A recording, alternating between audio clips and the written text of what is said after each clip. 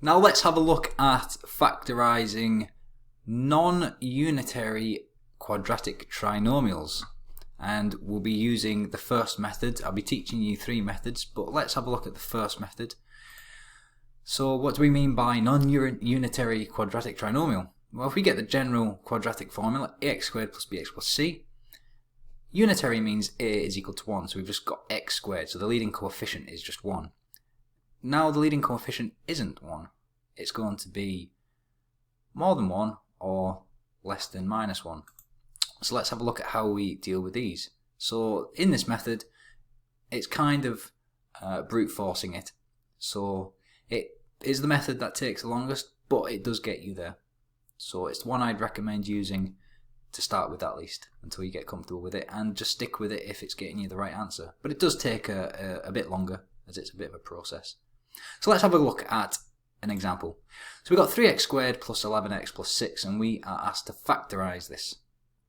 So what we're going to do is, just like before, we're going to have 2 pairs of brackets, and we're going to have, what we want is when the first 2 terms in the brackets multiply, we want 3x squared. So we can just split this up as 3x in the first bracket and x in the second bracket. Okay, so what we want is we want 2 numbers here, so we want 3x plus or minus something times x plus or minus something.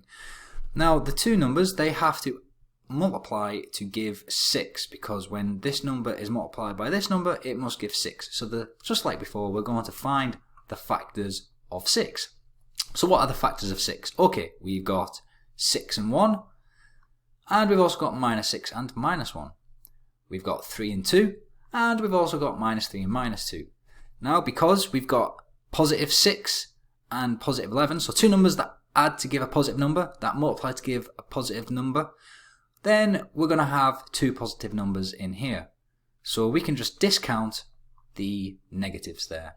So we've got 2 sets of factors which we can try.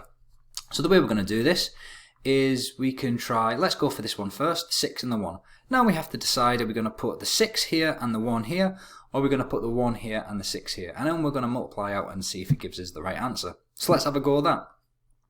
Let's put the 6 here first. So we've got 3x plus 6 and x plus 1. Let's expand these brackets and multiply out. Okay, and what we're going to get is we're going to get 3x squared plus 3x plus 6x plus 6. And simplifying it, this 3x and 6x add to 9x. So we know that that's not the right answer because we need 11x. Okay, so let's now keep with the same factors, but now let's swap the 1 and the 6 around. So now we've got 3x plus 1 and x plus 6. So what we're going to do is we're going to expand the brackets, and what you should be able to see straight away is when this 3x multiplies by this 6, we're going to get 18x, and that comes to 19x plus 6. So that is way too much because we're wanting 11x, so we can discount that one. So we can actually go and cross the 6 and the 1 out. So the factors of 6 that we're looking for must be 3 and 2. Now we just got to figure out, do we put the 3 first and the 2 in the second brackets, or do we do it the other way around? So let's try and put the 3 in the the first bracket with the 3x. Now we're going to expand, and we get 3x squared plus 6x plus 3x plus 6. And you'll notice again that is not the right answer because 6x plus 3x comes to 9x and we want 11x. So that's not the right answer. So it must be finally the other way around. We need to have 3x plus 2 and x plus 3. And let's just check this. So when we expand the brackets, we're going to be given 3x squared plus 9x plus 2x plus 6x. And yes, this 9x and 2x, they do add to 11x plus 6. So that is the correct answer. So fully factorized, we're going to have 3x plus 2 and x plus 3. Okay, so you can probably see a lot of advantages and disadvantages to using this. It gets you the right answer, but it takes a bit of time. Let's have another example. Now we've got 5x squared minus 11x plus 2, and we are asked to factorize it.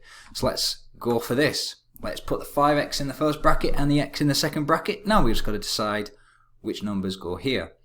So let's find the factors of 2. There's not many of them. So we got 2 and 1, or minus 2 and minus 1. So we need two numbers that multiply to give a positive number and add to give a negative number.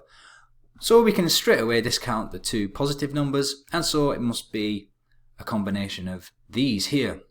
So let's go ahead and think about this. So we've got 5x and x. What we want is we want to decide, do we put the minus 2 here, or do we put the minus 2 here? Well, think about it. This 5x is going to be multiplying this number. So what we want, 5x times minus 2 perhaps, to give minus 10. And then the minus 1 to multiply the x to give another minus 1 to give 11. I think that sounds like a good idea. Let's go for it. Let's put the minus 2 in there and put the minus 1 in there. So let's expand the brackets. And what we get is 5x squared minus 10x minus 1x plus 2. And we get the answer. Okay. So have a go of the examples using method 1 and good luck.